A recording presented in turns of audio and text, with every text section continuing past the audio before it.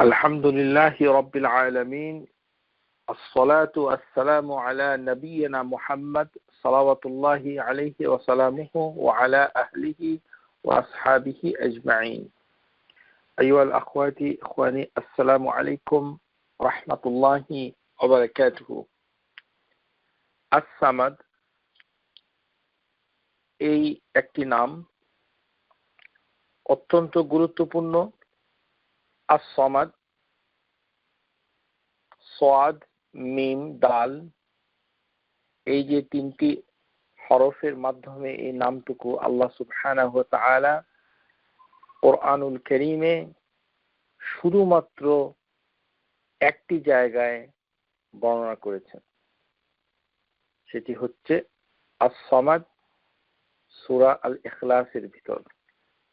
এই শব্দ দিয়ে যেই ধরনের শব্দ হয় ইউসমিদু, তাসমিদ, সামাদা, মানে এই শব্দটাকে ক্রিয়াপদ বাক্যে অ্যাডজেক্টিভ, ভার্ব, নাউন ইত্যাদি, অ্যাডভার্বিয়াল ভার্ব ইত্যাদি ভাবে এই শব্দটিকে আল্লাহ সুবহানাহু ওয়া তাআলা আরবি ভাষায় এই শব্দটি অন্যান্য ফরম্যাটে থাকা সত্ত্বেও এই সাদ, মিম, দাল দিয়ে আল্লাহ সুবহানাহু ওয়া তাআলা কুরআনুল কারীমের কোথাও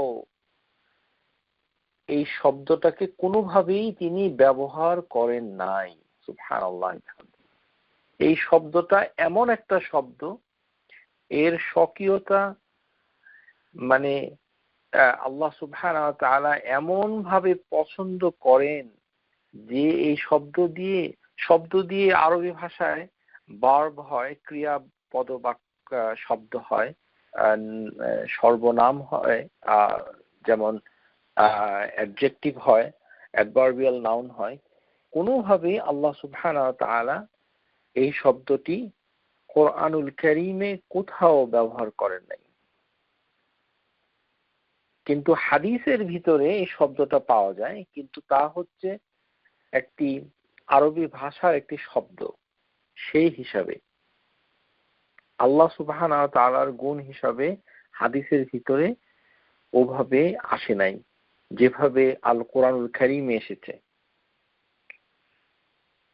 এই শব্দটুকু এর সাথে যখন আল যোগ হয়ে as-samad হয়ে যায় তখন এটি আল্লাহর একটি নাম হয়ে যায়, এবং এই নাম ইসমুল্লাহিল আযম, আল্লাহর গ্রেটেস্ট নেম গুলোর একটি হয়ে যায়। এর জন্য দুটো দলিল রয়েছে, দুটো হাদিস প্রায় কাছাকাছি, কিন্তু দুভাবেই আপনারা এটাকে ব্যবহার করতে পারেন। যখন আপনি as-samad ইসমুল্লাহিল আযীম হিসেবে ব্যবহার করবেন তখন কিন্তু আপনাকে পুরো বাক্যটা আরবি ভাষায় বলতে হবে, তাহলেই এটা ইসমুল্লাহিল আযীম হিসেবে আল্লাহ সুবহানাহু ওয়া তাআলা গ্রহণ করবেন। প্রথম হাদিসটুকু হচ্ছে قال دخل رسول الله صلى الله عليه وسلم মসজিদে নবী সাল্লাল্লাহু আলাইহি সাল্লাম যখন প্রবেশ করলেন ফাইজা হুয়া বিরাজুলিন قد قضى صلاته وهو يتشهد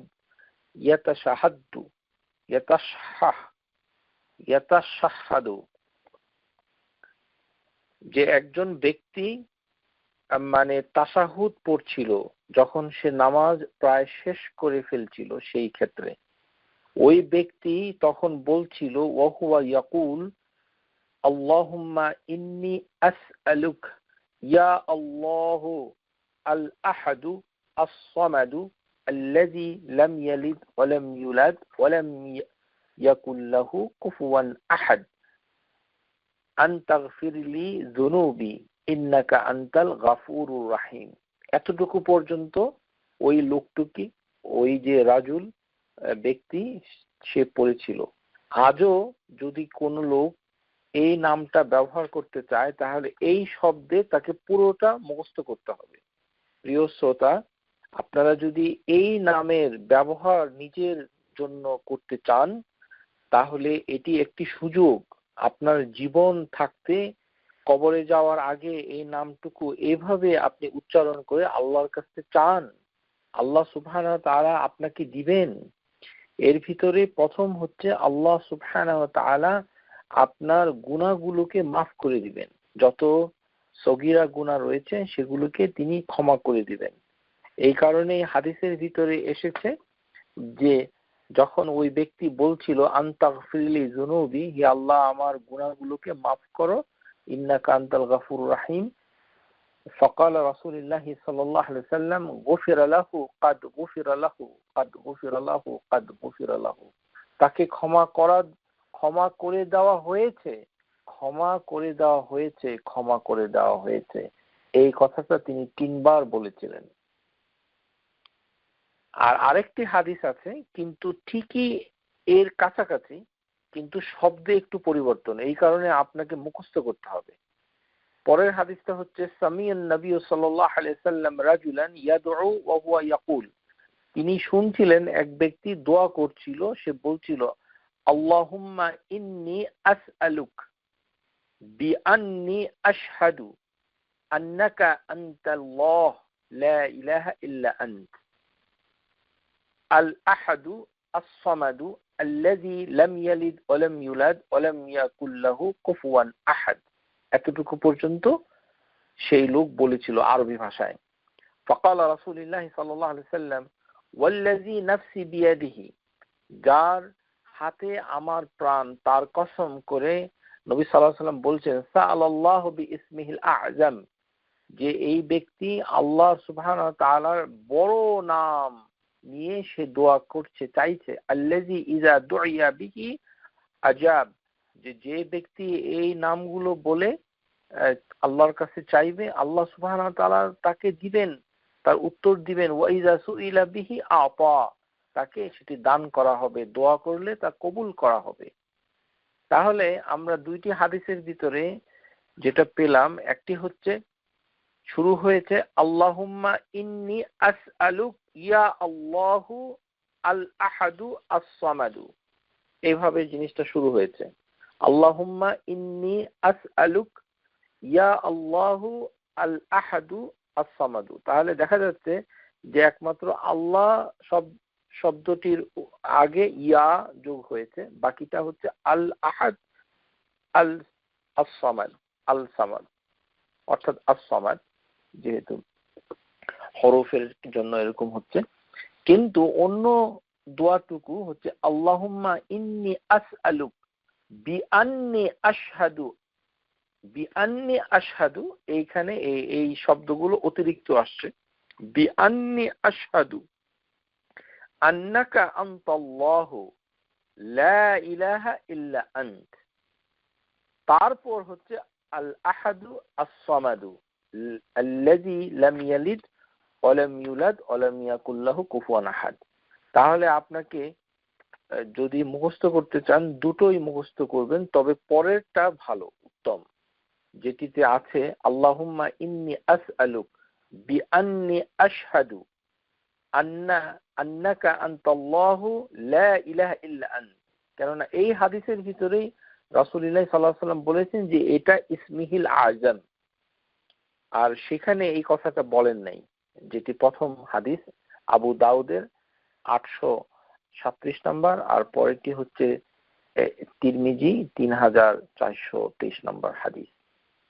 তাহলে এটি হচ্ছে আল্লাহ সুবহানাহু ওয়া তাআলার নামগুলোর ভিতরে একটি বিখ্যাত বড় ইসমুল্লাহিল আযম যেটা বলা হয়ে থাকে। এত বড় একটি নাম, এখন চলুন আমরা এই নামটা বলতে কি বুঝি এটা আমাদেরকে বুঝতে হবে।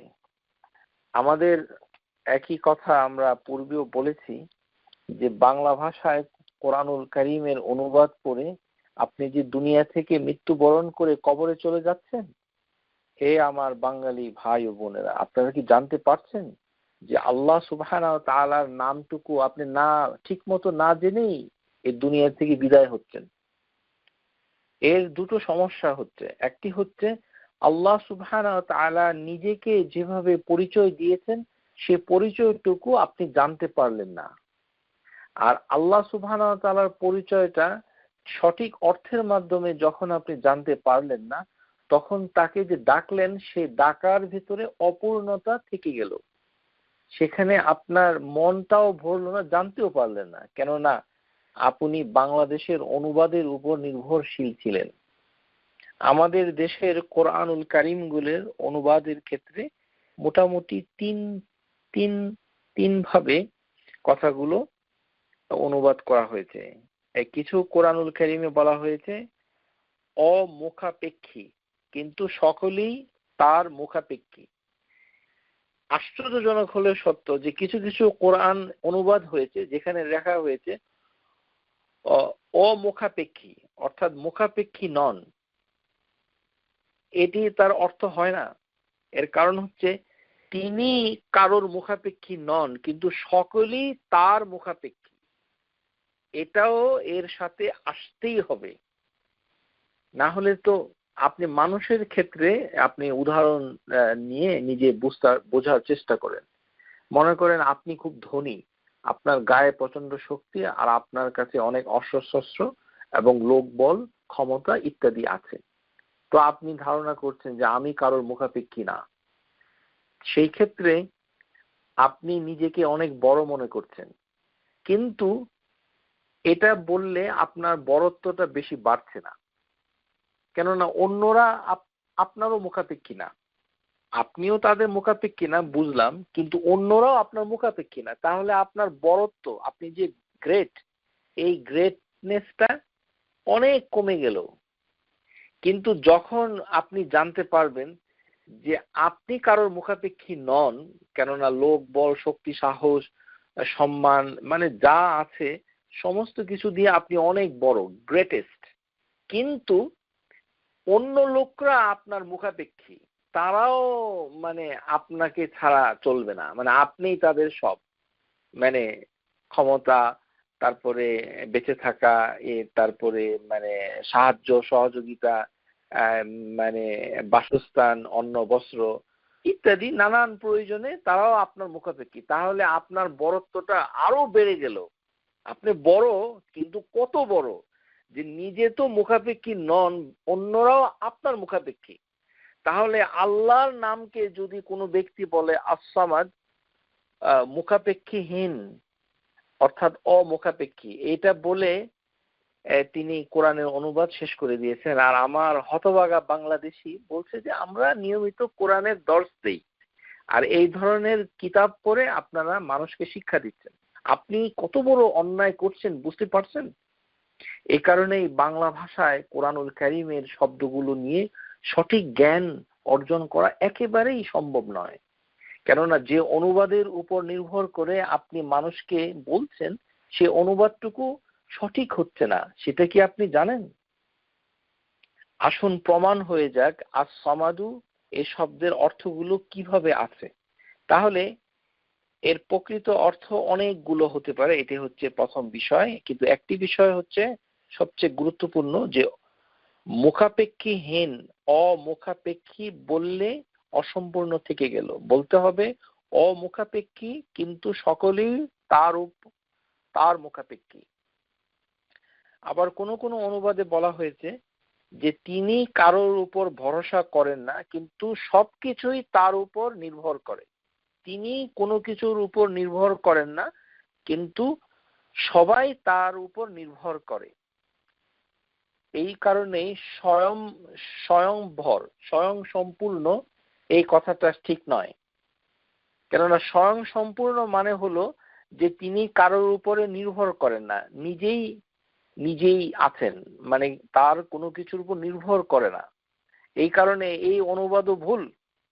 কিন্তু তাকে বলতে হবে যে এই জন্য স্বয়ং সম্পূর্ণ এর অনুবাদ হয় না, যদিও কিছু কিছু বইতে এটা আছে। আমাদের শ্রদ্ধেয় আব্দুল হামিদ ফাইজি হাফিজাহুল্লাহ তাআলা তার কিতাবের ভিতরে তিনি স্বয়ং সম্পূর্ণ লিখেছেন। এটি আমরা দেখতে পেয়েছি যে কিছু কোরআনের অনুবাদেও সেই শব্দ ব্যবহার হয়েছে, কিন্তু স্বয়ং সম্পূর্ণ অথবা স্বয়ংভর এটা বলা ঠিক নয়।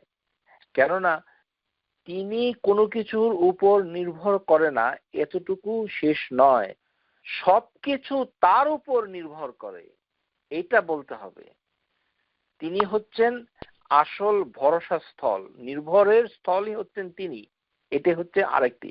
সুতরাং আমরা এখান থেকে শিক্ষা পাচ্ছি যে প্রিয় শ্রোতা যারা শুনছেন তারা সতর্ক হয়ে যান। এই যে বাংলা অনুবাদ পড়ে কোরআনের দর্শ দিচ্ছেন, আপনি তো ভীষণ ভুল করছেন, সেটা আপনি নিজেও হয়তো জানেন না। এর সবচেয়ে বড় ভুল এবং অন্যায় যেটা হয়ে যাচ্ছে সেটা হচ্ছে আল্লাহ সুবহানাহু ওয়া তাআলার নামকে ছোট করে ফেলছেন, সংকীর্ণ করে ফেলছেন এবং অসম্পূর্ণ করে ফেলছেন। কেননা বাংলা ভাষায় এই নামগুলো সঠিকভাবে বোঝানো সম্ভব নয়। আশা করি বুঝতে পেরেছেন। তাহলে আরো কিছু কোরআনুল কারীমের অনুবাদে লেখা আছে অভাবহীন। এটা অনেক দূরবর্তী একটি অর্থ। মূল অর্থ হবে যে তিনি কোনো কিছুর মুখাপেক্ষী নন, সকলেই তার মুখাপেক্ষী। তিনি কোনো কিছুর উপর নির্ভর করেন না, কিন্তু সবকিছু তার উপর নির্ভর করে। এইভাবে বললে জিনিসটা অনেকটা চলে আসে। তাহলে এই হচ্ছে আপনার বাংলা অনুবাদের অবস্থা। এখন আসুন ইংরেজিতে, যেমন ডক্টর মহসিন খান নোবেল কোরআন, সেখানে তিনি কিভাবে এর অর্থ লিখেছেন। তিনি বলেছেন সেলফ সাফিসিয়েন্ট মাস্টার, যিনি নিজেই নিজেই যথেষ্ট এবং এরকম একটা প্রভু, home all creation need, he neither it's নর ড্রিঙ্কস। এইটি হচ্ছে তার অনুবাদ অর্থ করেছেন তিনি। Self sufficient master, home all creation need. তাহলে বোঝা যাচ্ছে স্বয়ং ভরা, স্বয়ং সম্পূর্ণ এই কথাটা অসম্পূর্ণ অর্থ হয়। এবং মাস্টার কথাটা বাদ পড়েছে বাংলাতে, কিন্তু ইংরেজিতে সেটা এসেছে। মাস্টার মানে সর্দার, এই অনুবাদও সঠিক নয়। আসলে ইংরেজি মাস্টার বলতে যা বোঝায়, এটি বাংলাদেশে বাংলা ভাষায় এর সমতুল্য কোনো শব্দই নাই। এটি সর্দার নয়। সর্দার বলতে আমরা বাংলা ভাষায় বুঝি এই কয়েকটা লোক অথবা কয়েকটা গোষ্ঠী, একটা পাড়া, এর কিছু লোক, মাতবর শ্রেণীর কিছু মানুষ, যে তারা মাতবরি করে, তাকে সর্দার বলে, মানে সে শাসন করে ইত্যাদি। কিন্তু ইংরেজিতে মাস্টার মানে প্রভু। এর আসলে প্রভু হবে, প্রভু, সেলফ সাফিসিয়েন্ট, যে নিজেই স্বয়ং সম্ভরা, মানে প্রভু। সমস্ত কিছু সমস্ত সৃষ্ট তাকে দরকার। তিনি কারোর তার কোনো দরকার নাই, তিনি খান না এবং পান করেন না। এটি হচ্ছে doctor Mohsin Khan noble Quran এর অর্থ করেছেন। Doctor Mohar Ali meaning of Al কোরআনে তিনি লিখেছেন, যেটা আমাদের বাংলাদেশে আসলে কেউ এটাকে দেখেই নাই। সুবহানাল্লাহ। তিনি লিখেছেন আস-সামাদ, এর অর্থ লিখেছেন তিনটি শব্দ, ইটারনাল, অ্যাবসলিউট, ইউনিভার্সালি বিসট। ইটারনাল, যিনি চিরঞ্জীব, সবসময়, চিরকাল, বহমান। অ্যাবসলিউট, অ্যাবসলিউটের ভালো বাংলা আমি জানি না। অ্যাবসলিউট মানে পরিপূর্ণতা, এর কোনো খাদ নাই, অ্যাবসলিউট। আর ইউনিভার্সালি, সার্বজনীন ভাবে যাকে খোঁজা হয়, ইউনিভার্সালি বিসট। তাহলে আমাদের বাংলাদেশের সন্তান ডক্টর মোহর আলী রাহিমাহুল্লাহ তাআলা, যিনি লন্ডনে ইন্তেকাল করেছেন, আল্লাহ তার উপর রহম করুন, তিনি যে ইংরেজিতে অনুবাদটা করেছেন অত্যন্ত সুন্দর এবং ভালো, অথেন্টিক। সেখানে তো যা করেছেন তার কিছুই বাংলার সাথে মিল নাই। তাহলে আমরা বাংলাদেশে কি অনুবাদটা করলাম? এখন কি বুঝতে পারছেন বাংলায় কি সমস্যা হচ্ছে? বেশি দূরে যাওয়ার প্রয়োজন নেই, শুধু কন্টেম্পোরারি, সমসাময়িক ইংরেজি অনুবাদের সাথে যদি আপনি মিলিয়ে দেখেন, তাহলেই ধরা পড়বে যে বাংলা অনুবাদগুলোতে কি ঘাটতি রয়েছে। এটার অর্থ হওয়া উচিত ছিল আস-সামাদ, মানে চিরবহমান, যার কোনো শুরু নাই শেষ নাই, এবং যিনি সম্পূর্ণ পরিপূর্ণ এবং সার্বজনীনভাবে যাকে খোঁজা হয়, এটি হচ্ছে আস-সামাদ। এই অর্থ করেছেন ডক্টর মোহর আলী। আশা করি বুঝতে পেরেছেন। সুতরাং প্রিয় শ্রোতা, বাংলা ভাষায় কোরআন চর্চা করার অনেক সমস্যা রয়েছে, এটা আশা করি আপনারা বুঝতে পেরেছেন।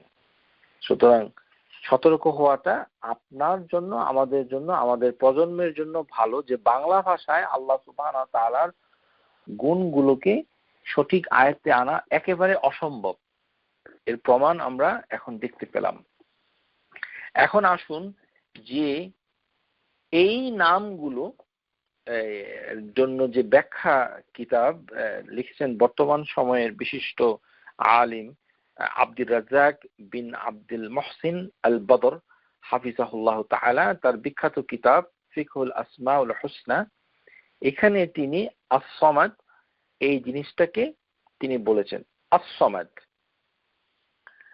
এখানে সাদ মিম দাল, এটা হাদিসের ভিতরে এই শব্দটা অন্যভাবে এসেছে। এর মানে হচ্ছে লক্ষ্যে পরিণত করা, লক্ষ্যে পরিণত করা। এটা হাদিসে এসেছে, যেমন ফাফিল হাদিস মুআজ বিন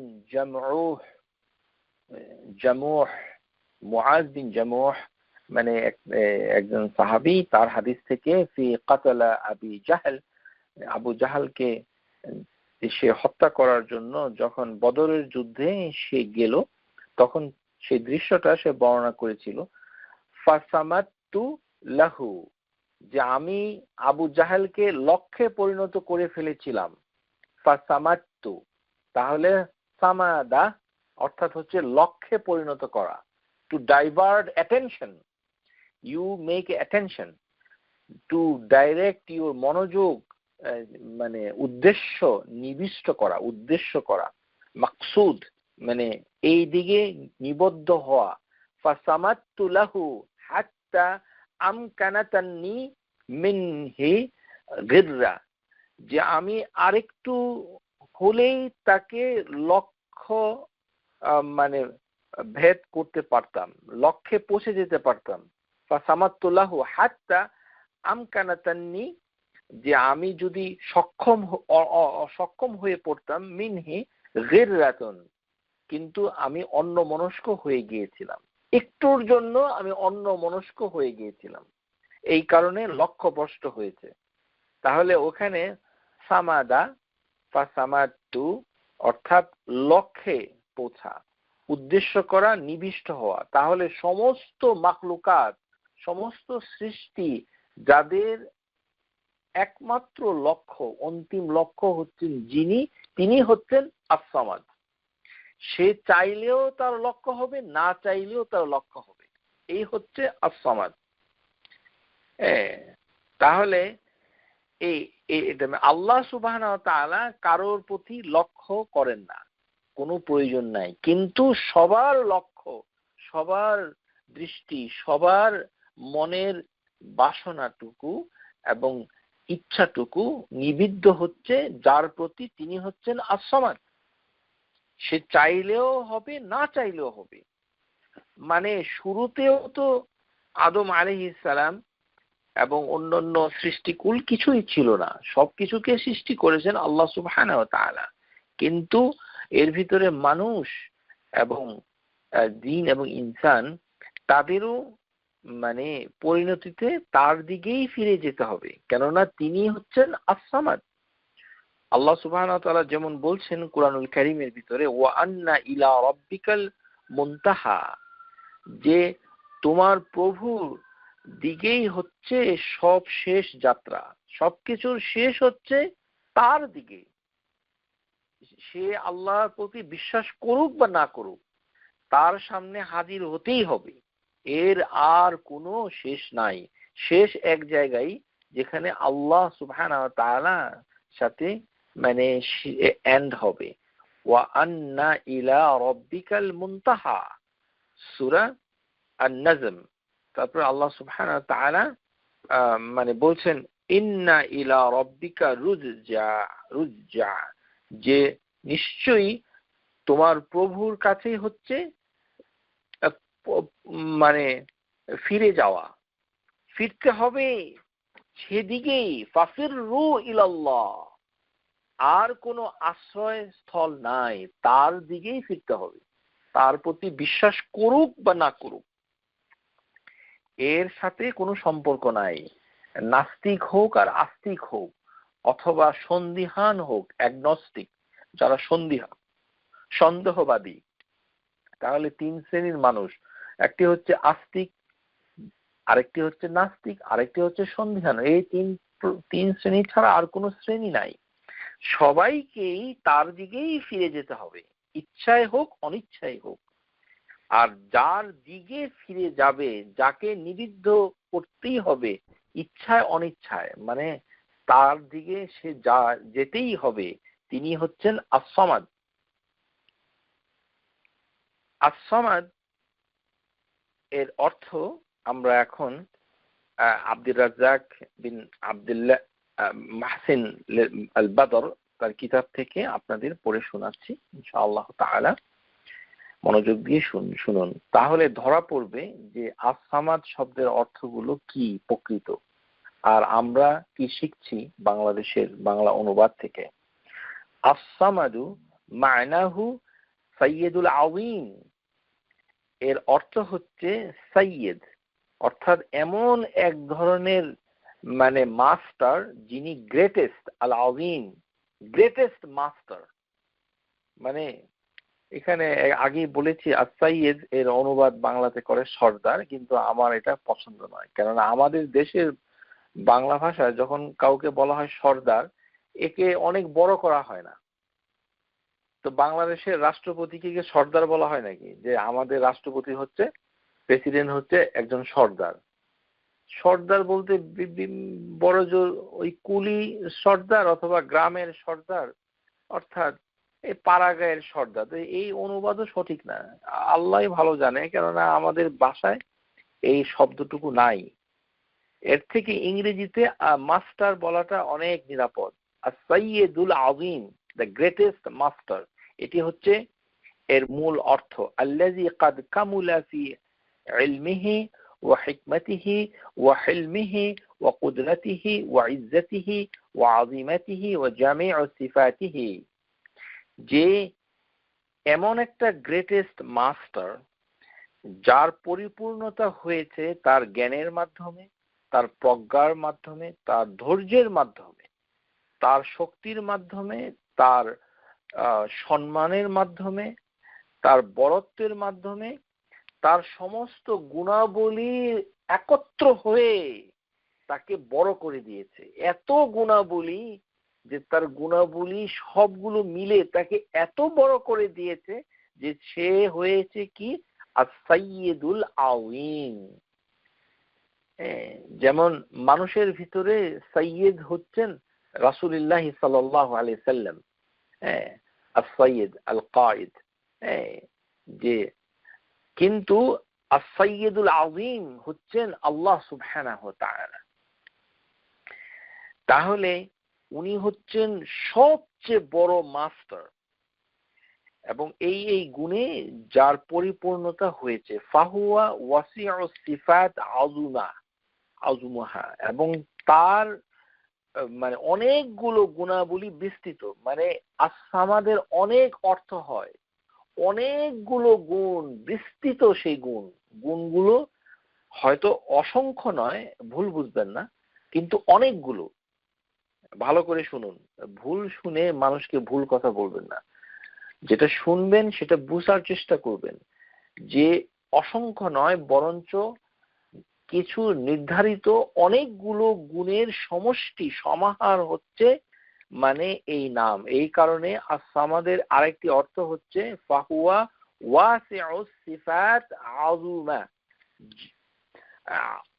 আযীমুহা, যে যেই গুণগুলো দ্বারা আল্লাহ সুবহানাহু ওয়া তাআলার বড়ত্ব প্রকাশ করা হয় সেই গুণগুলোর সমষ্টি হচ্ছে মানে আস-সামাদ। আল্লাযী সামদাত ইলাইহি জামিউল মাখলুকাত, সমস্ত সৃষ্টির লক্ষ্য এবং উদ্দেশ্য নিবেদ্য থাকে যার প্রতি, সৃষ্ট মাখলুকাত। ওয়া কাসদাতুহু কুল্লু কাইনাত, সমস্ত প্রাণীকুল, সমস্ত প্রাণী, যত আসবাব তৈরি করা হয়েছে সব লক্ষ্য হচ্ছে তার দিকে। বিআসারিহা ফি জামি'i শুউনিহা, তাদের সমস্ত অবস্থা পরিপ্রেক্ষী মানে সমস্ত বিষয় আশয়গুলো তার দিকেই নিবদ্ধ হয়।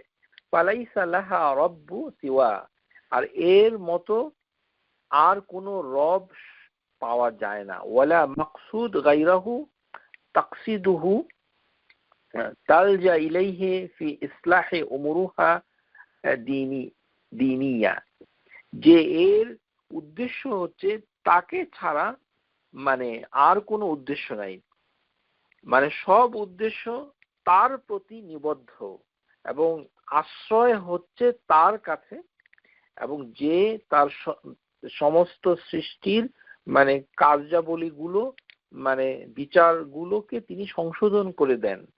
ওয়াফি ইসলাহি উমুরুহা দুনইয়া, যে পৃথিবীর জাগতিক যত কার্যাবলী আছে সেগুলোকে যিনি সংশোধন করে দেন। তাকসিদুহু ইনদা নওয়াইব মুজআজাত, যে কষ্টদায়ক এবং কষ্টকর হার্ডশিপ পেইনফুল কন্ডিশনকে অবস্থায় যে যার কাছে ফিরে যাওয়া হয়, তাদরাহ ইলাইহি ইজা আসাবাতহা শাদাইদ ওয়াল কুরবাত, এবং কঠিন দুঃখ কষ্টের সময় মানুষ যার দিকে চলে যায় এই হচ্ছে আস-সামাদ। তাস্তাগীসু বিহি ইজা মাসাতাহাল মুসাআব ও মুশাক্কাত, যখন মানুষকে দুঃখ কষ্ট হার্ডশিপ মানে পেয়ে যায় তখন তাকে পরিত্রাণ দেয় যিনি, তিনি হচ্ছেন আস-সামাদ। ওয়ালাদাইহি তাফরিজুল কুরবাতা, এবং তিনি তার কাছে আছে হচ্ছে দুঃখ কষ্টকে নিবারণ করার শক্তি, তিনি নিবারণ করেন।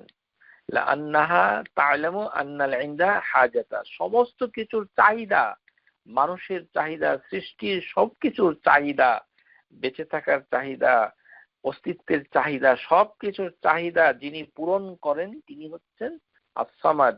লিকামাল ইলমিহি, তার জ্ঞান হয়েছে পরিপূর্ণ। ওয়াসিয়াতু রহমাতি, তার রহমত মায়া মানে তার দয়া হচ্ছে অনেক বিস্তৃত। ওরাআফাতাহু হানানাহু, এবং তার স্নেহ মায়া মমতায় ভর্তি। ওয়া আযীম কুদরাতি, এবং তার শক্তি হচ্ছে অনেক বিশাল, এবং তার সম্মান হচ্ছে অনেক ব্যাপক। রাওয়াহু ইবনে জারির আত-তাবারি তাফসীরি, ইবনে জারির তাবারি তিনি বর্ণনা করছেন তার তাফসীরের ভিতরে, আন আব্দুল্লাহ বিন আব্বাস রাদিয়াল্লাহু আনহুমা, তিনি বলছেন قال الصمد السيد الذي قد كمل في سؤدته, যে এ হচ্ছে এমন একজন মাস্টার যে মাস্টারিতে, এভরি মাস্টারি, প্রত্যেকটা নেতৃত্ব অথবা গুণের সমাহারে যিনি উৎকর্ষতা লাভ করেছেন, মানে art of mastery, he is the master in everything, like all the qualities of সাইয়্যিদ ফি সুদাতাহু। তারপরে তিনি একে একে এই গুণাবলীগুলো, এই যে সাইয়্যিদের যে পরিপূর্ণ গুণগুলো তিনি একে একে আলোচনা করে বলছেন যে আস-সামাদের অর্থটা তাহলে কি। এত অর্থ, এই কারণেই স্কলাররা বলে আল্লাহর এই নামটুকু একটি অর্থে কখনোই বলা যাবে না। যদি বলেন তাহলে অপরাধ করছেন। তাহলে যে সকল কোরআনুল কারীমের অর্থে একটি অর্থ লেখা হয়েছে তারা ভীষণ একটি অন্যায় করেছেন। যে অন্যায় মানে কতটুকু আজকের ক্লাসে আপনারা এটা বুঝতে পারবেন বিইজনিল্লাহ। সো তাহলে আমরা বুঝতে পারছি আস-সাইয়্যিদু আল্লাযী কাদ কামুলা ফীহি সু'দাতাহু, যে উনি হচ্ছেন এমন একজন মাস্টার সাইয়্যিদু যার পরিপূর্ণতা এসেছে তার নিপুণ আর্ট অফ ওয়ার্ক এবং তার যে নিপুণ লিডারশিপ কোয়ালিটি, তার যে all the qualities pinnacle of the efficiency, এর ভিতর থেকে তিনি সাইয়্যিদুল আযীম হয়েছেন। তারপরে বলছেন ইবনে আব্বাস রাদিয়াল্লাহু আনহুমা, আশ-শরীফু আল্লাযী কাদ কামুলা ফি শারাফিহি, যে তিনি হচ্ছেন নোবেল। আশ-শরীফ কত মহান, নোবেল, যে তার নোবেলিটি পরিপূর্ণতা লাভ করেছে মানে পূর্ণভাবে। আল আযীম আল্লাযী কাদ কামুলা ফি আজমাতিহি, সে যে গ্রেটেস্ট, সে গ্রেটনেসটার পরিপূর্ণতা লাভ করেছে সম্পূর্ণভাবে। আল হালিম, তিনি হচ্ছেন প্রচন্ড ধৈর্যশীল, মানে চূড়ান্ত ধৈর্যের প্রতীক হচ্ছেন তিনি। আল্লাযী কাদ কামুলা ফি হিলমিহি, এত ধৈর্য আর কারো নাই। একটা উদাহরণ দিলেই আপনারা বুঝতে পারবেন যে শয়তান, আল্লাহ সুবহানাহু ওয়া তাআলা যাকে সৃষ্টি করেছেন, সে যখন আদম আলাইহিস সালামকে সিজদা করতে অস্বীকার করলো, এত বড় একটি অপরাধ করার পরেও আল্লাহ সুবহানাহু ওয়া তাআলা তার শয়তানকে সাথে সাথে তিনি তাকে ধ্বংস করে দেয়নি, বরঞ্চ শয়তানের সাথে আল্লাহ সুবহানাহু ওয়া তাআলা মানে মত বিনিময় করেছেন, তাকে জিজ্ঞাসা করেছেন যে তুমি কেন তাকে সিজদা করো নাই। তাহলে আমরা ব্যক্তি জীবনে আমাদের অথরিটির তুলনায় নগণ্য কোনো ব্যক্তি যদি একটি কথা আমরা বলি, সে যদি সেটাকে মানে না শোনে, তাহলে আমরা কত রাগ হই। মানে যদি পাওয়ার ডিফারেন্সিয়ালটা অনেক ব্যাপক থাকে, ক্ষমতার বৈষম্য যদি প্রচুর থাকে, তাহলে আপনি কত রাগ হন লোকটার প্রতি, অথবা ওই লোকটার প্রতি যে আপনার কথাটা শুনে নাই। তখন আপনি তার সাথে মত বিনিময় করার কোনো ধৈর্যই আপনার থাকে না। কিন্তু আল্লাহ সুবহানাহু ওয়া তাআলা হচ্ছেন আল হালিম, আল হালিমু আল্লাযী কাদ কামুলা ফি হিলমি, যে প্রচন্ড ধৈর্য। তিনি মানে এত নবী সাল্লাল্লাহু আলাইহি সাল্লামকে এত কষ্ট দেওয়ার পর, মানে যার প্রতি নবী সাল্লাল্লাহু আলাইহি সাল্লাম বদদুয়া করেছিলেন যে 1 মাস ধরে যাদের বিরুদ্ধে মানব জাতির সর্বশ্রেষ্ঠ মানে মানুষ হচ্ছেন সাইয়্যিদনা মুহাম্মদ সাল্লাল্লাহু আলাইহি সাল্লাম, তিনি দোয়া করছেন, যাকে আল্লাহ সুবহানাহু ওয়া তাআলা খালিল হিসেবে নিয়েছেন, যার অন্তরে একমাত্র আল্লাহ, তার ডাকে আল্লাহ সুবহানাহু ওয়া তাআলা সাথে সাথে ওই লোকগুলো যাদের বিরুদ্ধে তিনি বদদোয়া করেছেন তাদেরকে ধ্বংস করে দেন নাই, সাথে সাথে করে নাই, সময় নিয়েছেন। কেননা আল্লাহ হচ্ছেন হালিম, তিনি এত ধৈর্যশীল। আমরা কত কিছু করছি, কত অবাধ্যতা করছি, বাংলাদেশের থেকে বড় হয়েছি, আল্লাহর গুণাবলীকে শিখতে পারি নাই এবং অনেক অবাধ্যতা করছি, তারপরেও আল্লাহ সুবহানাহু ওয়া তাআলা সুস্থ জীবন, উত্তর আমেরিকায় ইমিগ্রেশন, গাড়ি বাড়ি, নারী পুরুষ, স্বামী সন্তান প্রাচুর্য দিয়েছেন। কিন্তু আল্লাহ সুবহানাহু ওয়া তাআলা কখনোই আমাদেরকে মানে অবাধ্যতার জন্য ওগুলো থেকে বঞ্চিত করেন নাই, কেননা তিনি ধৈর্যশীল। তিনি ধৈর্য ধরে আছেন যে আমাদের দিকে, যে যদি কোনোদিন আমার বান্দা ফিরে আসে, তাহলে সে ধৈর্যের পরিপূর্ণতা লাভ করেছে। এই আস-সামাদ আল গানি আল্লাযী কাদ কামুলা ফি গানাহু, যে তিনি হচ্ছেন প্রয়োজন মুক্ত, তার যে মানে অভাব মুক্ততা, মানে তিনি যে ধনী, তিনি যে অনেক রিচ, তার রিচনেসটা পরিপূর্ণতা লাভ করেছে এই নামের ভিতরে। তিনি সমস্ত কিছু থেকে প্রয়োজন মুক্ত। সমস্ত মাখলুকাত যদি আল্লাহ সুবহানাহু ওয়া তাআলার ইবাদত করে, সবাই যদি আল্লাহ সুবহানাহু ওয়া তাআলার ইবাদত করে, তাহলেও আল্লাহর বরত্ব বাড়বে না। আর সবাই যদি অবাধ্যতা করে, তার ইবাদত না করে, তাতেও আল্লাহ সুবহানাহু ওয়া তাআলা তার কোনো প্রয়োজন নাই, মানে তিনি প্রয়োজন মুক্ত। এবং তিনি সবচেয়ে বড় সৃষ্টি হচ্ছে আল আরশ। এই যে আরশটা তৈরি করেছেন, এত বড় সৃষ্টি, যার সামনে রয়েছে একটি কুরসি, সেই কুরসি হচ্ছে 7 হেভেন এবং আর্থকে ঘিরে আছে। তার তুলনায় আরশ যে কত বড় সেটা আমরা আলোচনা করেছি। তাহলে সেই আরশকে সৃষ্টি করার পরেও সেই বড় সৃষ্টির তার কোনো প্রয়োজনীয়তা নেই যে তিনি সেখানে বসে আমাদের মতো বিশ্রাম নিচ্ছেন। ইন্নাল্লাহা মুস্তাগনিন আলাল আরশ, তাহলে তিনি হচ্ছেন আল গানি আল্লাযী কাদ কামুলা ফি গিনাহু, আল জাব্বারু আল্লাযী কাদ কামুলা ফিহি জাবারুতিহি, যে তিনি হচ্ছেন সমস্ত ক্ষমতার ঊর্ধ্বে। পৃথিবীতে যত মানুষের ক্ষমতা আছে, ক্ষমতাকে যতভাবে সংজ্ঞায়িত করা যায়, সমস্ত তাবৎ ক্ষমতাগুলোর ওভারকাম করেছে, মানে উত্তীর্ণ হয়েছে যিনি, তাই হচ্ছেন জব্বার। আর এই জব্বারের এত গুণ পরিপূর্ণতা হয়েছে তার ক্ষমতার মাধ্যমে। আল আলিম আলিম আল্লাযী কাদ কামুলা ফি ইলমিহি। এখানে কিন্তু আলিম বলে না ইবনে আব্বাস, বলছেন কি আলিম, মানে জ্ঞানী। দেখুন ইবনে আব্বাস কিন্তু আল্লাহর গুণগুলি বর্ণনা করছে, নামগুলো বলছে না। আল আলিম আল্লাযী কাদ কামুলা ফি ইলমিহি, তার জ্ঞানের মাধ্যমে পরিপূর্ণতা লাভ করেছে, সমস্ত জ্ঞান, তিনি সব জানেন। যে কোনো কিছু হওয়ার আগেই তিনি জানেন এবং কোনো কিছু সৃষ্টি করার পূর্বেই তিনি জানেন, যে মানে সমস্ত কিছু তিনি জানেন। আল হাকিম আল্লাযী কাদ কামুলা ফি হিকমাতিহি, তিনি হচ্ছেন সম্পূর্ণ জ্ঞানী এবং জ্ঞানের পরিপূর্ণতা হয়েছে তার ভিতরে। ওহু আল্লাযী কাদ কামুলা ফি আনওয়াউশ শারাফু ওয়া সু'দাতুহু, এভাবেই পরিপূর্ণতা হয়েছে তার মহত্ব, তার নোবেলিটি এন্ড তার মাস্টারি।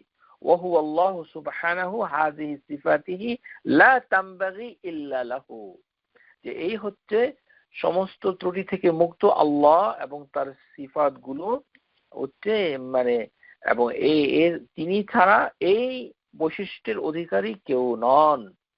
তাহলে এখানে ইবনে আব্বাস যে কথাগুলো বলছেন তাকে আবার তিনি সামারাইজ করে বলছেন, ওয়াহুয়া ইউফিদু হাযাল ইসমুল আযীম মিন জুমলাতুল আসমাউল্লাহিল হুসনা দাল্লাতু আলা ইদ্দাতি সিফাত, যে এই যে মহান নাম ইসমুল আযীম আস-সামাদ, এটি হচ্ছে অনেকগুলো নামের সমষ্টি। প্রিয় শ্রোতা, একটি নামে নয়, বরঞ্চ অনেকগুলো নামের সমষ্টি হচ্ছে আস-সামাদ। তাহলে আপনাদের জন্য একটা কুইজ আমরা দিতে পারি, যে আচ্ছা বলুন তো আল্লাহর কোন নামটি অনেকগুলো নামের সমষ্টি? তার উত্তর হচ্ছে আস-সামাদ। অন্য কোনো নাম অনেকগুলো নামের সমষ্টি নয়, কিন্তু এই নামটুকু অনেকগুলো নামের সমষ্টি। কেননা এটাকে স্কলাররা বলেছেন ফাহুয়া ওয়াসিউ সিফাত আযীমুহা, সমস্ত গুণাবলীগুলো বড় হয়েছে এই নামের ভেতর। লা আলা মা'না মুফরাদ, এবং এর একটি অর্থ নয়, একটি অর্থ করা যাবে না, এটি স্কলাররা বলেছেন। স্কলার যারা, ইবনে আব্বাস, ইবনে জারির আত-তাবারি, তারা বলছেন যে একটি অর্থ করা যাবে না। আর আমাদের হতভাগা বাংলাদেশের কোরআনুল কারীম গুলোতে বলা হচ্ছে একটি অর্থ, এবং তারা এটা পড়েই কবরে চলে যাচ্ছে। আফসোস, এখানে পরিষ্কার করে বলে দিয়েছে লা আলা মা'নাল মুফরাদ, একটি অর্থ হবে না। ফাফিহি দাল্লাতুন আলা কাসুরা সিফাতুল্লাহ ওয়া আযমাতিহা ওয়া কামালিহা। তাহলে এটার তিনটি অর্থ দাঁড়ায়, এটি হচ্ছে দলিল হিসেবে এসে পড়েছে। একটি হচ্ছে কাসুরা সিফাতিল্লাহ, একটি লিখে রাখুন, কাসুরা সিফাতিল্লাহ, অনেকগুলো সিফাতের সমষ্টি হচ্ছে একটা অর্থ। ওয়া আযমাতিহা, এবং তার গ্রেটনেস, তিনি কত বড়ত্ব, মানে গ্রেটনেস অফ হিজ ম্যাজেস্টি, এটি হচ্ছে আরেকটি অর্থ। ও কামালিহা, এবং পরিপূর্ণতা লাভ করেছে। যে কোনো কিছুর পরিপূর্ণতাটা বুঝতে হবে, পরিপূর্ণতাটা কি। ধরেন জিবরাইল আলাইহিস সালাম সৃষ্টির ভিতরে অনেক বড়, আপনাদের নিশ্চয়ই এতে কোনো সন্দেহ নেই। জিবরাইল আলাইহিস সালাম মানে যে আল্লাহ সুবহানাহু ওয়া তাআলা যখন নবী সাল্লাল্লাহু আলাইহি সাল্লামকে ইসরা আল মি'রাজের রাতে উপরে নিয়ে গেলেন, তখন তিনি নিকটবর্তী হলেন। ফাকানা কাবা কাউসাইনি আও আদনা ফাআওহা ইলা আবদিহি মা আওহা, তাহলে তিনি দুই ধনুক পরিমাণ দৈর্ঘ্য অথবা তার থেকেও নিকটে পৌঁছে গেলেন। কার নিকটে পৌঁছলেন? জিব্রাইল আলাইহিস সালামের নিকটে। আর আমাদের বাংলাদেশের হতভাগা মনে করে আল্লাহর নিকটে পৌঁছে গেছে। আস্তাগফিরুল্লাহিল আযীম, লা হাওলা ওয়ালা কুওয়াতা ইল্লা বিল্লাহ। এখনো বাংলাদেশের মানুষ এটাই বলে থাকে, যার থেকে আমরা পানাহা চাচ্ছি। এই আয়াতের তাফসীরের ভিতরে সহিহ বুখারীতে এসেছে 4857 নম্বর হাদিস। قال ابن مسعود سألت زرة عن قوله تعالى, এটি হাদিস তালকু বিন গান্নাম বিভিন্ন ভাবে এসেছে, ইবনে মাসউদ থেকে এসেছে। আখবারানা আব্দুল্লাহ আন্না মুহাম্মাদান সাল্লাল্লাহু আলাইহি সাল্লাম রাআ জিবরাইল লাহু 600 জানাহ, যে নবী সাল্লাল্লাহু আলাইহি সাল্লাম জিবরাইলকে দেখেছিলেন তার 600 ডানা। সুবহানাল্লাহ, 600 জানাহ। পূর্ব দিগন্ত থেকে পশ্চিম দিগন্ত সমস্ত সৃষ্টিকে বেষ্টন করে আছে, যার ডানাগুলো তিনি হচ্ছেন জিবরাইল আলাইহিস সালাম। শাদীদুল কুওয়া, আল্লাহ সুবহানাহু ওয়া তাআলা প্রচন্ড শক্তি দিয়ে জিবরাইলকে সৃষ্টি করেছেন।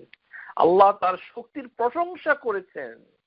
তাহলে এখন আসুন, জিবরাইল হচ্ছে আল্লাহর একটা সৃষ্টি, তার রয়েছে 600 ডানা, আর তিনি হচ্ছেন প্রচন্ড শক্তিশালী।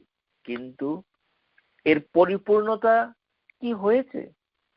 এখন একটু চিন্তা করুন, কামাল বলতে আল্লাহর গুণগুলি কিভাবে পরিপূর্ণ হয়, জিবরাইলের উদাহরণটা দিয়ে আপনি বোঝার চেষ্টা করুন। তাহলে জিবরাইলের অপরিপূর্ণতাটা কোথায়? প্রথম অপরিপূর্ণতা হচ্ছে যে জিবরাইল প্রথমে ছিল না, তাকে সৃষ্টি করা হয়েছে, তারপর তাকে শক্তি দেওয়া হয়েছে, তারপর 600 ডানা তার উপরে আরোপিত করা হয়েছে। তাহলে জিবরাইল আলাইহিস সালাম যতই গুণে গুণান্বিত হোক না কেন, তার একটা শুরু রয়েছে। আমরা দেখতে পাচ্ছি যে প্রথমে কান আল্লাহ, প্রথমে আল্লাহই ছিলেন, হাদিস সহিহ, তার সাথে কেউ ছিল না। তাহলে জিবরাইল আলাইহিস সালামকে পরে তিনি সৃষ্টি করেছেন। তাহলে জিবরাইল আলাইহিস সালামকে সৃষ্টি করা হয়েছে, তারপরে 600 ডানা দিয়ে তারপরে তাকে দেওয়া হয়েছে প্রচন্ড শক্তি। তাহলে তার কমতিটা হচ্ছে কি, যে তার শক্তির ভিতরে, তার বরত্বর ভিতরে এত বড় যে পূর্ব পশ্চিম দিগন্তকে ছেয়ে যাচ্ছে, কিন্তু তারও একটি সীমা রয়েছে। সুতরাং তার বরত্ব এবং তার শক্তিতে কামালিয়াতটা নাই, মানে পরিপূর্ণতাটা নাই। এখানে আমরা বুঝতে পারছি যে কোনো কিছুর ভিতরে খুদ রয়েছে। যদি আল্লাহ সুবহানাহু ওয়া তাআলার গুণগুলো, আল্লাহ শুরু থেকেই, আল্লাহ সুবহানাহু ওয়া তাআলার কোনো শুরুও নেই, তার কোনো শেষ নাই, তার গুণাবলীও শুরু হয় নাই, তার গুণাবলীও শেষ হবে না। এটি বহমান, অনন্ত, তার কোনো, আর তাকে গুণাবলী গুলো পরে আরোপিত করা হয় নাই, তিনি আগে থেকেই সে গুণাবলীকে ধারণ করেন। সূর্য এর প্রচন্ড শক্তি, কিন্তু সূর্যেরও মানে এক পর্যায়ে যদি সবকিছু নিভে যায়, তাহলে সে মানে ছিটকে পড়ে যাবে, সে ভেঙে যেতে পারে, চুরমার হয়ে যাবে, বিচ্ছিন্ন হতে পারে। তাহলে পরিপূর্ণতা তার শক্তিতে পেল না, যতই সে বড় হোক না কেন। তাহলে তার বড়ত্বের ভিতরে পরিপূর্ণতাটা নাই। চন্দ্র অনেক বড়, কিন্তু পরিপূর্ণতা নাই। এই কারণে আল্লাহ সুবহানাহু ওয়া তাআলার গুণগুলো হচ্ছে আল কামাল, পরিপূর্ণ। আর আযীমাতু, গ্রেট, কত বড়, সবগুলি যেভাবে বড় ঠিক সেভাবে। যেমন আমরা বলেছি যে মুখাপেক্ষী নন, এতটুকু এনাফ নয়, সকলেই তার মুখাপেক্ষী। তিনি কারোর উপর নির্ভর করেন না, কিন্তু সবাই তার উপর নির্ভর করেন। এইভাবেই তার আযুমাত, তার বরত্ব এই আসমাদের ভিতরে ফুটে উঠেছে। আর কি এসেছে? কাসুরাতুস সিফাত, অনেকগুলো সিফাতের সমষ্টি এসেছে।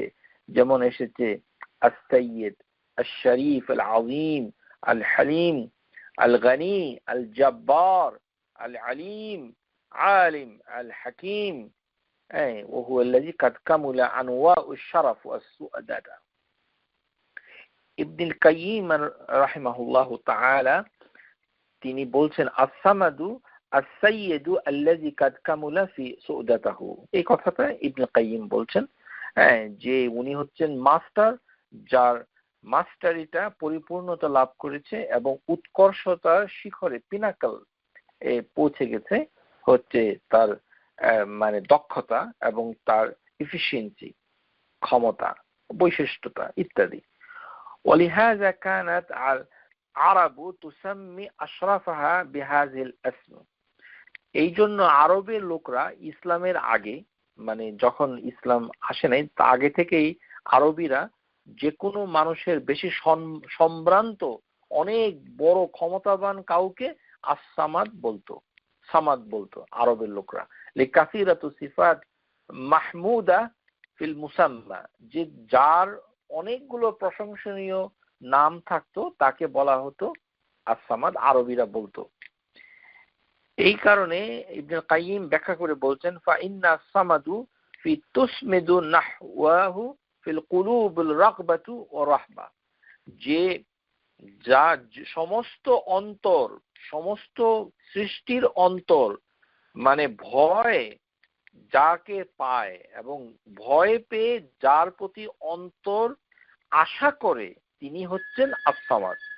ভয়ও পায় যেমন, আর ভয় পেয়ে যার প্রতি মানে তিনি রুজু হয়ে যায় অন্তরগুলো, সেটি হচ্ছেন আস-সামাদ। ওয়ালিযালিকা কাসীরাতুল খিসাল খাইরিফি, সমস্ত ভালো কিছু পরিপূর্ণতা উৎকর্ষতা লাভ করেছে এই নামের ভিতরে। আউসাফুল হামিদ, প্রশংসনীয় সমস্ত গুণ ব্যাখ্যা হয়েছে এখানে। জমহুর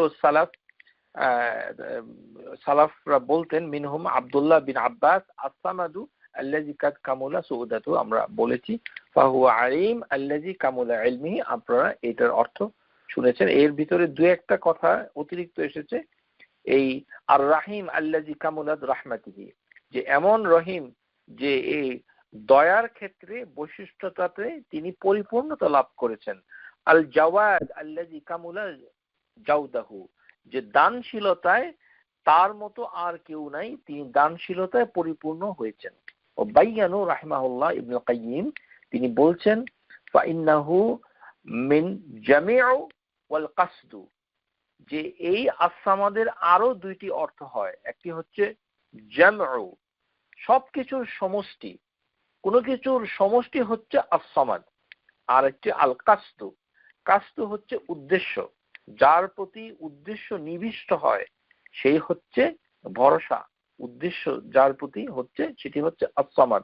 ফাহুয়াল্লাযী ইজতিমাউল কাসদু নাহুয়া, সমস্ত উদ্দেশ্য যেদিকে নিবদ্ধ হয় একত্রে সেটি হচ্ছে আস-সামাদ।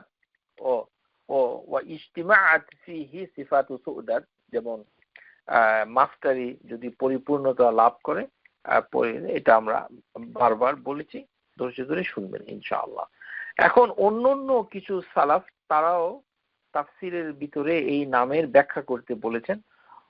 হুয়াল্লাযী লাইসা আজওয়াফা ওয়ালা ইয়াকুলু ওয়ালা ইয়াশরাব, কেউ কেউ বলেছেন যে এটি হচ্ছে অর্থ হচ্ছে লাইসা জাউফ, মানে এর ভিতরে কোনো খালি নাই, কোনো কিছু, মানে আস-সামাদের অর্থ দাঁড়াচ্ছে যে এর সলিড, আন্নাহু লা জাউফ লাহু, মানে কোনো কিছুর ভিতরে হলো মানে খোলস। আপনারা যেটা বুঝছেন মানে বোঝার চেষ্টা করেন, যে মনে করেন একটা ইটের টুকরা, এর ভিতরে কোনো ফাঁক নাই, কোনো শূন্যতা নেই, এটা সলিড অ্যাবসলিউট। বোল্ডার মনে করেন, অথবা মুগুর, পাথর, কোনো বস্তু যার ভিতরে কোনো ফাঁক নাই, কোনো ধরনের স্থান নাই, কিছুই সেখানে নাই। লা জাউফা লাহু, মানে কোনো কিছু ফাঁপা নয়। অনেকে বলে যে যার পেট নাই, এটা সঠিক অনুবাদ হয়নি, মানে যার ভিতরে এটা জমাট বাঁধা জিনিস, বুল, ফাঁকা শূন্যতা কিছুই নাই। মানে এর অর্থ হচ্ছে যে এই জিনিস থেকে কোনো কিছু বের হতে পারবে না, আবার এই জিনিসের ভিতরে কোনো কিছু প্রবেশও করতে পারবে না, এমন একটা জিনিস। কোনো জিনিস বের হবে না, আর কোনো জিনিস এর থেকে প্রবেশও করবে না, বের হবে না। এই কারণে আল্লাহ সুবহানাহু ওয়া তাআলা এই মানে সূরা ইখলাসের ভিতরে বলছেন লাম ইয়ালিদ ওয়া লাম ইউলাদ। আল্লাহুস সামাদ, এই কথাটা যখন আল্লাহ সুবহানাহু ওয়া তাআলা বলছেন, এটি একটি পরিপূর্ণ। ইবনুল উসাইমিন রাহিমাহুল্লাহ তিনি এই তাফসিরে বলছেন আল্লাহুস সামাদ জুমলাতু মুস্তাকিল্লা, এটি হচ্ছে সংক্ষিপ্ত পরিপূর্ণ একটি বাক্য। আল্লাহ হচ্ছেন আস-সামাদ। তাহলে এই বাক্য দিয়ে বোঝাচ্ছে যে যে হুয়াল্লাযী তুসমিদু ইলাইহি খালাইকু ফি হাওয়াইজ, সমস্ত সৃষ্টির যার প্রয়োজন, যেই প্রয়োজনের জন্য সবাই মুখাপেক্ষী, সে হচ্ছে আস-সামাদ। ওয়াল্লাযী তুসমিদু ইলাইহি, যার মুখাপেক্ষী হচ্ছে খালাইক ফি হাওয়াইজিহা, যে তার সমস্ত মাখলুকাত সৃষ্টির মানে চাহিদা। ইন্নাহুল কামিল সিফাতিহি, এটি তার গুণের পরিপূর্ণতা, কোনো কিছুই তার খালি নেই, কিন্তু সমস্ত কিছু হচ্ছে মানে পরিপূর্ণতা লাভ করেন। তার মানে হচ্ছে যে যে এটি একটা সলিড, শাব্দিক অর্থে লাইসা জাউফ।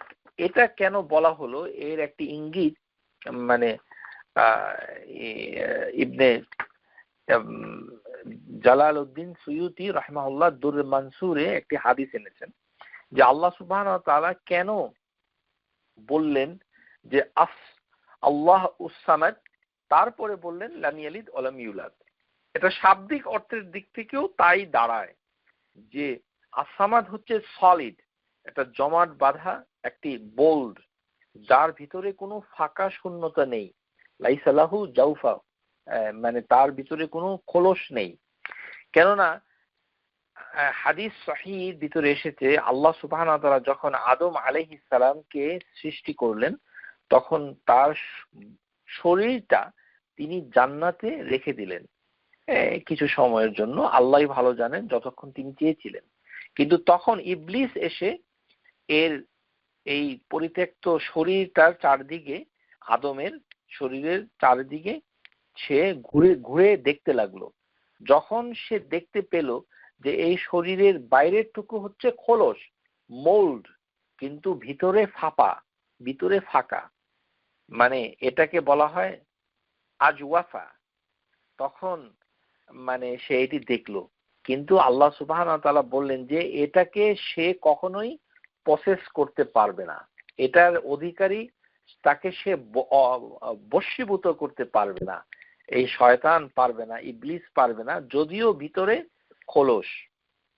এই কথাটাই হাদিসের ভিতরে ফুটে উঠেছে। লাম্মা খালাকাল্লাহু আদামা সাওয়ারাহু সুম্মা তারাকাহু ফিল জান্নাহ মা শা আল্লাহু আন ইয়াতরুকাহু ফাজআলা ইবলিসু ইউতিফু বিহি ফালাম্মা রা আজওয়াফা, যখন ইবলিস দেখলো যে আদম আলাইহিস সালামের শরীর যেটা বানানো হয়েছে তার ভিতরটা ফাঁপা খালি, আরাফা আন্নাহু খালাকুন লা ইয়াতামালাক, যে যদিও সে দেখেছে আদমকে এভাবে তার শরীরটাকে, কিন্তু আল্লাহ সুবহানাহু ওয়া তাআলা বলছেন যে তাকে, এই সৃষ্টিকে ইবলিস কখনো বশীভূত করতে পারবে না।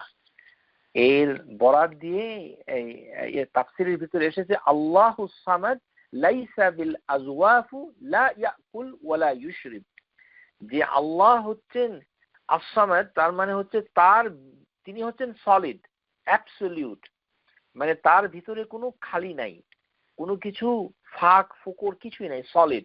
তার থেকে কোনো কিছু সৃষ্টি হওয়া সম্ভব নয়, কেননা যে যার থেকে কিছু সৃষ্টি হয় সেখান থেকে কিছু জিনিস বের হয়ে আসে অথবা কোনো কিছু ওইখানে প্রবেশ করে, এটার কোনো কিছুই তার সম্ভব নয়। কেননা লাইসা বিল আজওয়াফু লা ইয়াকুল, সে কোনো কিছু খায়ও না, ওয়ালা ইউশরিব, সে কোনো পানাহারও করে না, কেননা তার ভিতরে কোনো ফাঁকা নাই। এই কারণেই আস-সামাদ কথাটা ওখানে এসেছে। আশা করি বুঝতে পেরেছেন। এখন এই কথাটাই ফুটে উঠেছে সালাফদের কথার ভিতরে, হুয়াল্লাযী ইউসমিদু খালাইক ইলাইহি হাওয়াইজিহিম ওয়া মাসাইলিহিম। এটা আমরা আলোচনা করি, সমস্ত সৃষ্টি তাদের চাহিদা, তাদের প্রয়োজনীয়তা পূরণ করেন যিনি, তিনি হচ্ছেন আস-সামাদ। ওয়াল্লাযী লা ইয়াখরুজু মিনহু শাই, কোনো কিছু তার থেকে বের হয়ে আসে না, এটিও একটি কথা। লা ইয়াখরুজু মিনহু আইনু মিনাল আ'য়ান ফালা ইয়ালিদ, যে তিনি কোনো কিছুর জন্ম দেন না, কোনো কিছু তার থেকে সৃষ্টি হওয়া সম্ভব নয়। হুয়া সাইয়্যিদু আল্লাযী ইনতাহা সুউদাতুহু, এটা আমরা আলোচনা করেছি। হুয়াল্লাযী লা আহাদুন ফাওকাহু, এবং তার উপরে আর কেউ নাই, এককভাবে আর কেউ নাই। তাহলে এই কথাগুলো বিভিন্ন সালাফদের কথার ভিতরে ফুটে উঠেছে, তার অর্থগুলো কি? জুমলাতুল আওসাফি আদিদাতুন লা আলা মা'না মুফরাদ, যে একটি অর্থে তাকে আবদ্ধ করা যাবে না আস-সামাদকে, এই কথাই বলেছেন ইবনে কাসির তার তাফসিরের ভিতরে। এই সমস্ত কথাগুলোকে মিলে মানে যে কথাটুকু বলেছে ইবনে কাসির বলেছেন, ও কুল্লু হাযিহি সহিহ, যে প্রত্যেকটি অর্থই হচ্ছে সহিহ। তাহলে 5টি থেকে 6টি অর্থ বর্ণনা করা হয়েছে, 6টি গুণ বর্ণনা করা হয়েছে, যা আমরা আলোচনা করলাম, সবগুলি হচ্ছে আস-সামাদের অর্থ হিসেবে সহিহ। এবং ওয়াহিয়া মিন সিফাতি রব্বিনা আযজা ওয়া জাল্লা, এবং এটি হচ্ছে আমাদের রবের গুণাবলী এবং সিফাত সমূহ। ওয়া হুয়াল্লাযী ইউসমিদা ইলাইহি ইল হাওয়াইজ, প্রত্যেকটা চাহিদার জন্য সবাই তার মুখাপেক্ষী। ওয়া হুয়াল্লাযী ইনতাহা সুউদাতুহু ওয়া হুয়াস সামাদু আল্লাযী লা জাওফা লাহু, তার ভিতরে কোনো কলস নাই। ওয়া ইয়াকুল ওয়া ইয়াশরিব ওয়ালা বাকি বা'দা খালকিহি, সবকিছু ধ্বংস হয়ে যাবে কিন্তু তিনি চিরস্থায়ীভাবে থেকে যাবেন। এটারই এই ব্যাখ্যা করেছেন হচ্ছে ইবনে কাসিরে, মানে আস-সামাদের। ইমাম আল-বাগাবী রাহিমাহুল্লাহ তাআলা তিনি বলছেন, ওয়াল উলা আন ইয়াহমিলু লাফজ আস-সামাদ আলা কুল্লি মা কিলা ফিহি, যে এর নামটুকু অনেক প্রথম থেকে যেগুলো ধারণ করা হয়েছে, তিনি হচ্ছেন প্রথম, মানে সবকিছু শুরুটা হচ্ছে যে প্রত্যেকটা জিনিস মানে আল্লাহ সম্পর্কে যেটা বলা হয় তার শুরুটা হচ্ছে তার থেকেই। লাআন্নাহু মুহতিমাল লাহু, সবকিছু তিনি ধারণ করে থাকেন, সমস্ত গুণাবলী, হ্যাঁ, কিন্তু সবকিছুটা মওজুদ থাকেন আল্লাহ সুবহানাহু ওয়া তাআলার কাছে, কেননা তিনি হচ্ছেন আল আযীম আল কাদির আলা কুল্লি শাই, তিনি হচ্ছেন গ্রেটেস্ট এবং সর্বশক্তিমান এবং সবকিছুর উপরে। ফাআলা হাযিহি ইকতাদা আন লা ইয়াকুন ফিল ওয়ুজুদ সামাদু সিওয়াল্লাহ, আল্লাহ সুবহানাহু ওয়া তাআলার সমকক্ষ কোনো কিছুকে স্থির করা যায় না, মানে উদ্দেশ্য হিসেবে, কেননা সবকিছু হচ্ছে অস্থায়ী। ইন্নাহু ইসমু খাসা বিল্লাহি তাআলা ইনফিরাদ বিহি, এবং আল্লাহ সুবহানাহু ওয়া তাআলা এককভাবে এই গুণের অধিকারী, সুতরাং তাকে ছাড়া আর কাউকে ইবাদত করা যাবে। লাহুল আসমাউল হুসনা সিফাত আলিয়া, এটি হচ্ছে তার গুণাবলীর ভিতর সর্বোচ্চ গুণাবলী, কেননা লাইসা কামিসলি শাইউন ওয়া হুয়া সামিউল বাসীর, তার সমকক্ষতা, তার দৃষ্টান্ত কোনো কিছুতে নেই, তিনি হচ্ছেন শুনেন সবকিছু আর তিনি হচ্ছেন দেখেন। ইমাম আশ-শানকিতি, শেখ মুহাম্মদ আমিন আশ-শানকিতি রাহমাহুল্লাহ, তিনি বলেন, মিনাল মা'রুফ ফি কালাম আল আ'রাব ইতলাকা সামাদু আলা সাইয়্যিদ আল আযীম, যে আরবি ভাষায় প্রচলিত রয়েছে যে আস-সামাদ হচ্ছে সাইয়্যিদুল আযীম, ওয়া আলা শাইউন মুসমাত আল্লাযী লা জাওফা লাহু, এটা হচ্ছে একটা সলিড, মানে নিরেট জমাট বাঁধা, এর ভিতরে কোনো খালি নেই। আমরা সেটা আলোচনা করেছি। ওয়াহদাহু মালজা ইনদা শাদাইদ ওয়াল হাজাত, যে তার কাছে হচ্ছে মালজা, মালজা মানে হচ্ছে যার কাছে আশ্রয় নেওয়া হয়, সবাই একক আশ্রয়ে আলটিমেটলি চলে যায়। সমস্ত মাখলুকিন, তাকাদ্দাসা সিফাতুল মাখলুকিন কা আকল আত-তুআম, এবং তিনি সবাইকে মানে খাওয়ান কিন্তু তিনি খান না। এই কারণে এখান থেকে আমরা যেগুলো জানতে পারছি যে ইন্নাহু সুবহানাহু মাফজুউল খালাইক মালজাউহা, যে সমস্ত ভয় মানুষ যখন পায় এবং সমস্ত প্রাণী, সমস্ত মাখলুক যখন তার অস্তিত্ব বিপন্ন হয়ে পড়ে, তখন যার কাছে আশ্রয় সে পায় সে হচ্ছে as-সামাদ। মালজাউহা ফালা মালজা ওয়ালা মানজা মিনহু ইল্লা ইলাইহি, যে তার আশ্রয় ছাড়া আর কোনো আশ্রয় নাই। ইলাইহি ওয়াহিদুল মুফাররিদা, এটি হচ্ছে মানে মানে তার কাছে মানে এককভাবে তিনি সেটাকে রাখেন, মানে তার কাছে যেতে হয়। ওয়াহদাহু আল্লাযী তাসমিদ ইলাল খালাইক, আমরা আবারও এটি বারবার ঘুরে এসেছে। তো এখানে আমরা একটা জিনিস দেখতে পেলাম যে এর ব্যাখ্যাতে এসেছে যে তিনি হচ্ছেন এক আলটিমেট মালজা, যে মালজা মানে তার কাছে ছাড়া আর কোনো আশ্রয় নাই, আশ্রয় তো তার কাছেই নিতে হবে। আমাদের উদাহরণ হিসাবে আমরা বলতে পারি যে মানুষ যখন বিপন্ন হয়ে যায়, ভয় মানে প্রচন্ড ভয়, প্রচন্ড দুঃখ কষ্টে, আর পৃথিবীর আর কারোর সাথে কোনো সাহায্য পাওয়ার আর কোনো উপায় নেই, তখন যার কাছে ফিরে যেতে হয় আলটিমেটলি তিনি হচ্ছেন আস-সামাদ।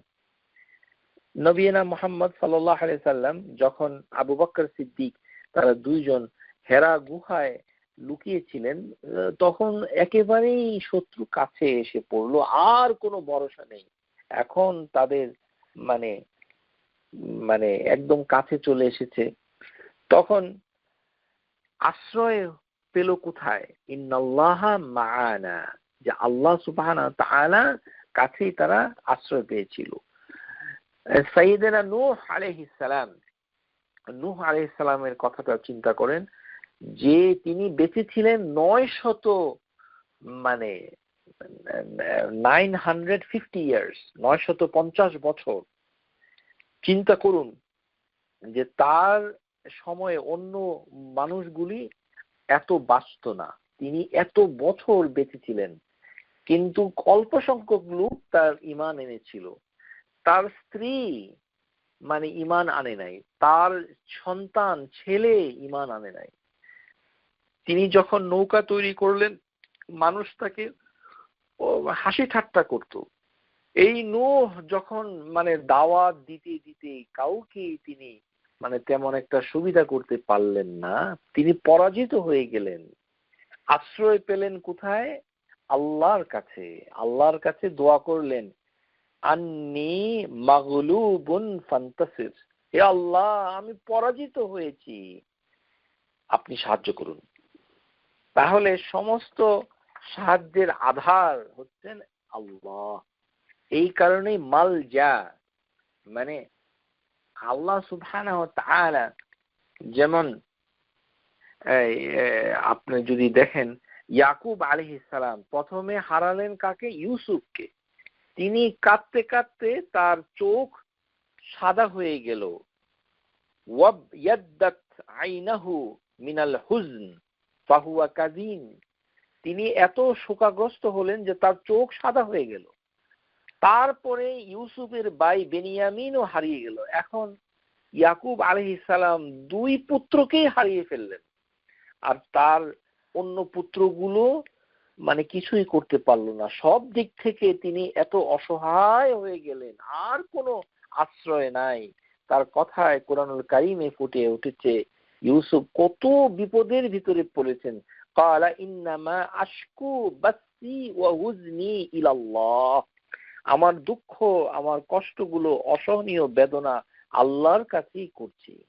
তাহলে তিনি তো নিজেই আল্লাহর কাছে আশ্রয় পেলেন, শুধু নয় বরঞ্চ তার ওই দুষ্ট প্রকৃতির ছেলেগুলো, আপনারা কল্পনা করেছেন একজন নবীর ছেলে আরেক ছেলেকে হত্যা করার পরিকল্পনা করেছে, তার মানে কত দুষ্কৃতিকারী ছেলেগুলো, সেই ছেলেগুলোকেও তিনি বললেন ইয়া বানিয়া ইযহাবু ফাতাহাসসাসু মিন ইউসুফা ওয়া আখি, হে আমার পুত্রগণ তোমরা সবাই যাও, ইউসুফ এবং তার ভাইয়ের একটু খোঁজ করো।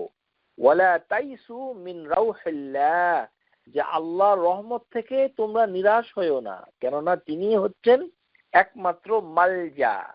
মালজাহা এই অর্থেই হয়েছে মালজা, কেননা সমস্ত কিছুর লক্ষ্য আলটিমেটলি যার উপরে ভরসা হবে, যার উপরে নির্ভরতার প্রতীক হবেন একমাত্র তার দিকেই তো সবাইকেই যেতে হবে, দুষ্কৃতিকারী হোক আর ভোগান্তি প্রাপ্ত ভিকটিমই হোক, সবাইকে আল্লাহর দিকেই ফিরে যেতে হবে। ইন্নাহু লা ইয়াসু লা ইয়াসু মিন রাউহিল্লাহ ইল্লা কাউমুল কাফিরিন, কারণ আল্লাহর রহমত থেকে কেউ নিরাশ হয় না। তাহলে তিনি অনেক দিন পর তিনি তার পুত্রদেরকে খোঁজ বললেন যে তোমরা ইউসুফের জন্য আল্লাহর উপরে ভরসা করো, রহমতের উপরে ভরসা করো। তার বোঝা যাচ্ছে যে মালজা হচ্ছেন একমাত্র আস-সামাদ, যার দিকে সবার দৃষ্টি মাকসুদ। এই কারণেই লা মানজা মিনকা ইল্লা ইলাইক, লা মালজা লা মানজা মিনকা ইল্লা ইলাইক। এটাই শেখ আল আলবানী রাহিমাহুল্লাহ তিনি তার বেতরের নামাজের যে আমরা কুনুত যেটা আমরা শিখেছি সিফাতুস সালাতুন নবী কিতাব থেকে, সেখানে তিনি বলেছেন যে এই সব বাক্যটুকু কত গুরুত্বপূর্ণ। লা মানজা মিনকা ইল্লা ইলাইক, যে হে আল্লাহ তুমি হচ্ছে একমাত্র আশ্রয়স্থল।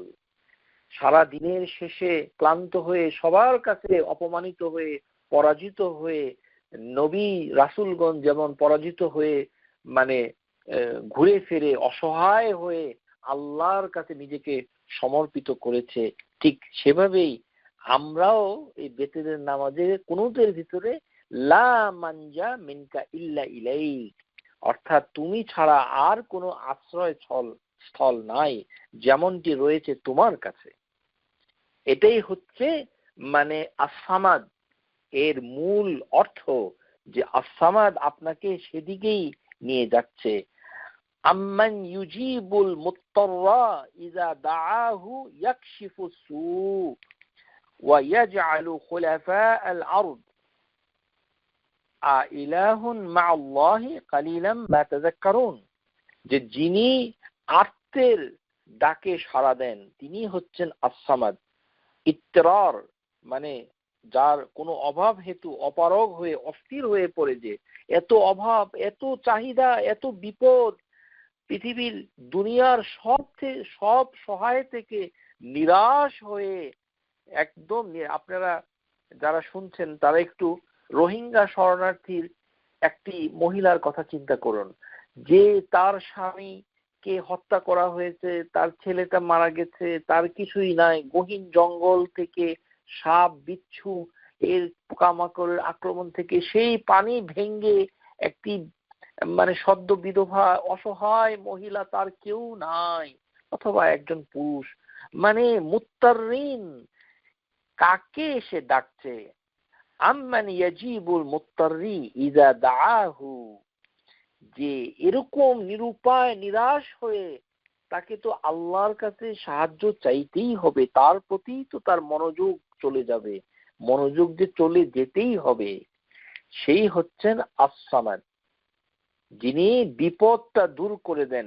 ইয়াকশিফুস সু, যিনি বিপদ দূর করে দেন। এই কারণেই এরকম পরিস্থিতি হলে নবী সাল্লাল্লাহু আলাইহি সাল্লাম বলছেন এই দোয়াটা এই বিপদের সময় মুখস্থ করাটা আমাদের জন্য অতি জরুরি, যেটা আস-সামাদের ব্যাখ্যায় উঠে এসেছে। আল্লাহুম্মা রাহমাতাক আরজু ফালা তাকিলনি ইলা নাফসি তারফাতা আইনি, হে আল্লাহ আমি আপনার রহমতের এমন আশা করি যে একটা সেকেন্ডের জন্য আমি যেন আমার কাছে সমর্পিত না হই, আমি যেন আমার নিজের উপরে নিজেই যেন ডিপেন্ডেন্ট না হয়ে পড়ি। কেননা ডিপেন্ডেন্ট হতে হবে আল্লাহর উপরে, কিন্তু কখনো কখনো মানুষ তো আল্লাহকে বাদ দিয়ে নিজের উপরে ডিপেন্ডেন্ট হয়ে যায়। তো সেটা যেন আমি না হই, সেই শক্তিটাও আল্লাহ আমাকে দাও। আল্লাহুম্মা রাহমাতাক আরজু ফালা তাকিলনি ইলা নাফসি তাকিলনি, আমি যেন তাওয়াক্কুল করতে না পারি ইলা নাফসি, নিজের উপরে, তারফাতা আইনি, এক সেকেন্ডের জন্য, এক মুহূর্তের জন্য। ওয়াসলিহ লি শাআনি কুল্লাহু, এবং আমার সবকিছু হে আল্লাহ তুমি ঠিক করে দাও। লা ইলাহা ইল্লা আন্ত, এবং তুমি হচ্ছ একমাত্র সত্যিকারের ইলাহ। তাহলে এই যে মানুষজন বিপদে পড়ে যাকে ডাকে, যার কাছে চলে যায় তার অন্তর, সমস্ত কুলুব, সেই কথাটাই স্কলার ইবনুল কাইয়িম বলেছেন, নাহওয়াল কুলুব বিরাকবাতু ওয়া রাহবা, ভয়ে যে কুলুব অস্থির হয়ে পড়ে, তুসমিদু, যার দিকে চলে যায় সেই হচ্ছে আস-সামাদ। তাহলে আমরা এটা বুঝতে পারলাম। এই কারণেই আল্লাহ সুবহানাহু ওয়া তাআলা এককভাবে প্রাপ্ত হচ্ছেন আস-সামাদ। এর ভিতরে যেটা আমরা বলতে চাই যে অন্য কোনো কিছুর আশ্রয় হয়তো কেউ নিতে পারে, কিন্তু সেটা মৌখিক আশ্রয় হতে পারে, কিন্তু অন্তরের ভিতরে হতে পারবে না। যেমন আল্লাহ সুবহানাহু ওয়া তাআলা সূরা জিন এখানে বলা হচ্ছে ওয়া আন্নাহু কানা রিজালুন মিনাল ইনস, যে কয়েকজন পুরুষ লোক, কয়েকজন পুরুষ জিনের নিকট আশ্রয় প্রার্থনা করত। মিনাল ইনস ইয়াউযুনা বিরিজালিন মিনাল জিন, পুরুষ জিন, কতগুলো পুরুষ জিনের কাছে কতগুলি পুরুষ লোকগুলো আশ্রয় নিল। ফাজাদাহুম রাহকা, সূরা জিন আয়াত নম্বর 6। তাহলে এখান থেকে মৌখিক আশ্রয়, একজন ভয় পেয়ে কারোর বাড়িতে শেল্টার নিল, মৌখিক, আমি আপনার বাসায় একটু শেল্টার চাচ্ছি, এর মানে এই নয়, এটি হচ্ছে মৌখিক আশ্রয়। কিন্তু আন্তরিক আশ্রয়, স্থিরতা, আন্তরিক সম্পর্ক, প্রকৃত আশ্রয়দাতা হচ্ছে আল্লাহ। এই কারণেই মৌখিক আশ্রয় সঠিক হবে, কিন্তু অন্তরে থাকতে হবে যে একমাত্র আল্লাহই আশ্রয় প্রার্থনা করবে। এই কারণে আম্মান ইউজিবুল মুত্তাররা ইযা দাআহু ইয়াকশিফু সু, এই আয়াত যখন নাজিল হয়, তাবরানীতে একটি রিওয়ায়াত এসেছে যে নবী সাল্লাল্লাহু আলাইহি ওয়াসাল্লাম এর যুগে একজন মুনাফিক ছিল, সে ঈমানদারদের কষ্ট দিত। তো তখন তাদের একজন বলল, চলো আমরা মুনাফিক থেকে আল্লাহর রাসূলের নিকট আশ্রয় চাই। তো আল্লাহর রাসূলের কাছে আশ্রয় ছিল, মানে এটি আবু বকর সিদ্দিক এই প্রস্তাব করেছিলেন। তো নবী সাল্লাল্লাহু আলাইহি সাল্লাম যখন জীবিত ছিলেন তখন তো তিনি শেল্টার দিতে পারবেন, মানে যে ঠিক আছে তোমরা মসজিদে থাকো অথবা এটা করো ওটা করো, কিন্তু এতটুকুও তিনি পছন্দ করেন নাই রাসূলুল্লাহ সাল্লাল্লাহু আলাইহি সাল্লাম। তিনি তখন বললেন যে আমার নিকট তোমরা আশ্রয় প্রার্থনা করো না, মানে আমার কাছে আশ্রয় প্রার্থনা করছো সেটি হচ্ছে মৌখিক আশ্রয়, মানে যেটা দেখা যায়, কিন্তু প্রকৃত আশ্রয় তোমাকে প্রার্থনা করবে বরং আল্লাহর নিকট। আম্মাই ইউজিবুল মুত্তাররা ইযা দাআহু, এইখানে আর কেননা বিপদ দূর করেন যিনি, তিনি হচ্ছেন মানে ইস্তিগাসা। আপনারা জানেন যে ইস্তিগাসা মানে হচ্ছে যে বিপদটাকে দূর করে দেয়, গাউস, যিনি সমস্ত বিপদ দূর করে দেন, এটি হচ্ছেন আল্লাহ। কিন্তু এটি মানুষের ক্ষেত্রেও হতে পারে, কিন্তু প্রকৃতভাবে নয়। যেমন কুরআনুল কারীম সূরা কাসাস আয়াত নম্বর 15, সেখানে মূসা আলাইহিস সালাম এর গোত্রের যে লোকটা শত্রুর বিরুদ্ধে ফরিয়াদ করলো, তাকে বলল যে আমার কাছে আমাকে একটু হেল্প করেন যেন আমি এই বিপদ থেকে রক্ষা পাই। আল্লাহ সুবহানাহু ওয়া তাআলা এই শব্দটা ব্যবহার করেছেন, ফাস্তাগাসাহু আল্লাযী মিন শিআইতিহি আলাল্লাযী মিন আদুওয়িহি, যে ব্যক্তি মূসার গোষ্ঠীর ছিল তার শত্রুর বিরুদ্ধে সে ফরিয়াদ করলো যে আমাকে বিপদ থেকে রক্ষা করুন।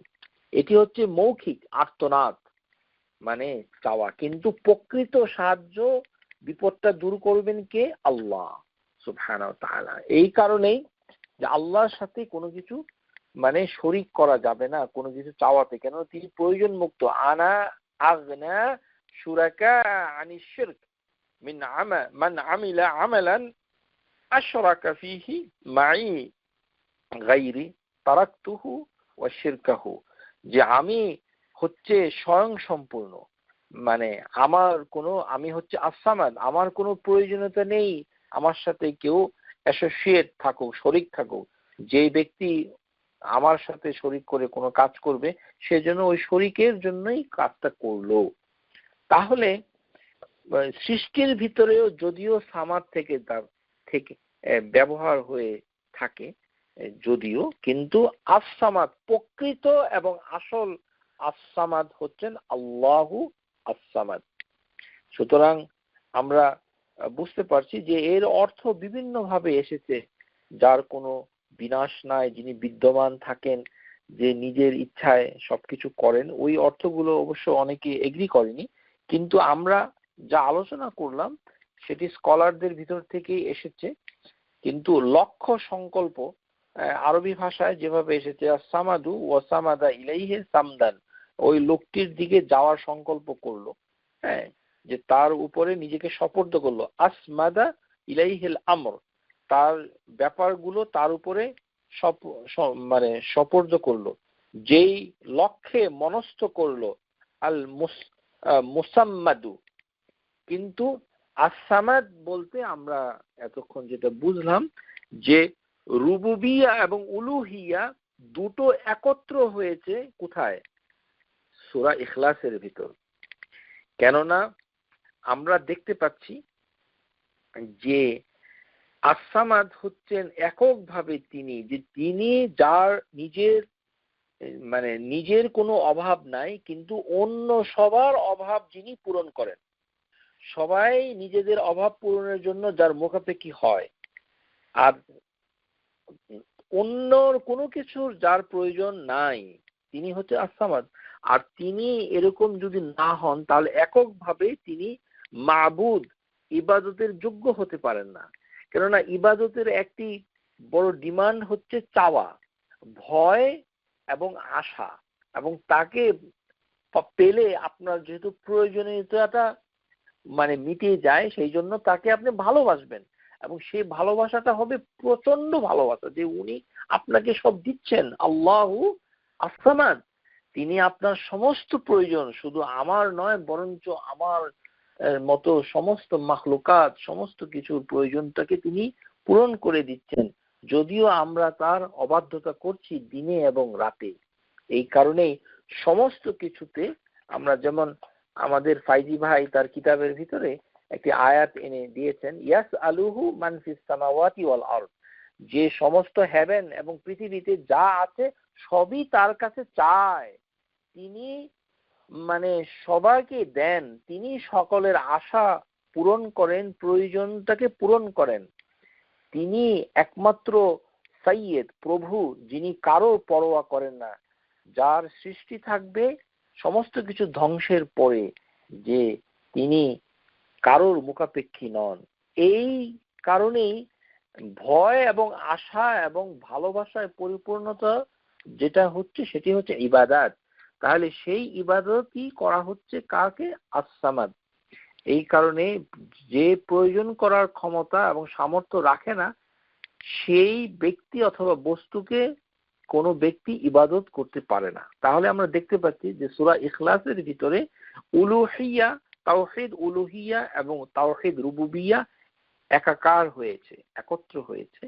আশা করি বুঝতে পেরেছেন যে আস-সামাদ হচ্ছে, ইকরিমা বলছেন আলী রাদিয়াল্লাহু তাআলা আনহু থেকে, যে এমন একটি সত্তা যার কাছে সবাই তাদের প্রয়োজনের জন্য পেশ করে থাকে, নিবেদন করে, এমন একটি সাইয়েদ মাস্টার যার কোয়ালিটি চূড়ান্ত পর্যায়ে পৌঁছেছে, যিনি মানে সবকিছু থেকে মানে বিমুখ।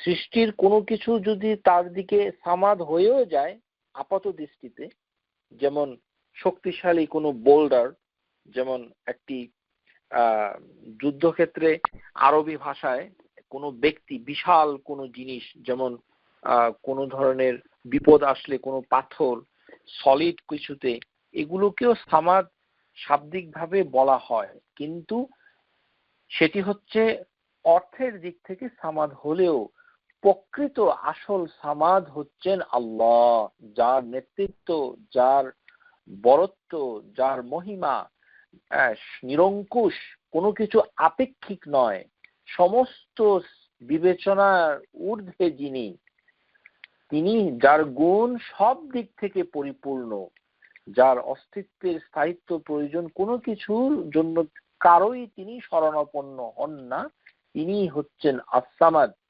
তিনি আমাদিগকে রিজিক দেন এবং তিনি কারোর রিজিক নেন না। আশা করি আপনারা আস-সামাদ বুঝতে পেরেছেন।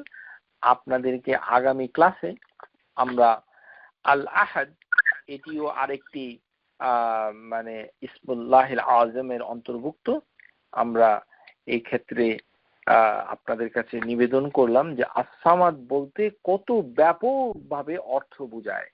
প্রিয় শ্রোতা, আসুন আমরা একনিষ্ঠভাবে আল্লাহ সুবহানাহু ওয়া তাআলার নামগুলোকে শেখার চেষ্টা করি এবং আমরা বুঝে নেই যে বাংলা ভাষায় তার নামগুলোকে পরিপূর্ণভাবে শিক্ষা করার কোনো সুযোগ আমাদের কাছে নাই, বরঞ্চ আমাদেরকে জ্ঞানী ব্যক্তিদের কিতাব থেকে এবং তাদের বক্তৃতা থেকে আমাদের নামগুলোকে শিখতে হবে।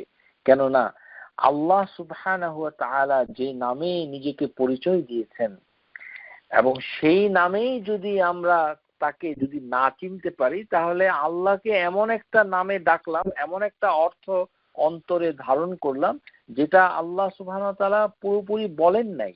এই কারণে আল্লাহ সুবহানাহু ওয়া তাআলা বলছেন, ওয়ালা তাকফু মা লাইসা লাকা বিহি ইলমুন, যে বিষয়ে তোমার জ্ঞান নাই সেই বিষয়ে তুমি অনুমান দ্বারা পরিচালিত হইও না।